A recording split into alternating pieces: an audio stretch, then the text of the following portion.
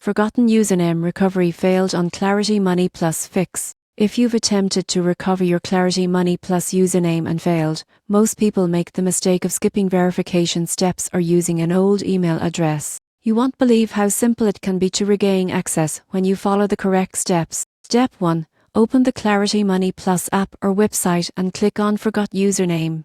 Enter the email associated with your account. Clarity Money will send a recovery email containing your username or a secure link to reset your login credentials. Step 2. Check all email folders, including spam, junk, and promotions. Emails sometimes get filtered automatically, and sending multiple requests too quickly may temporarily lock your account. Step 3. If your registered email is inactive, gather verification details such as your full name, date of birth, and recent account activity. Contact Clarity Money support directly with this information. Providing details about recent transactions or linked bank accounts can speed up the verification process. Step 4. Once your username is recovered, save it securely in a password manager. Enable two-factor authentication to add an extra layer of protection and prevent future login issues. Following these steps ensures you regain access to your Clarity Money Plus account efficiently, keeping your finances and budgeting uninterrupted.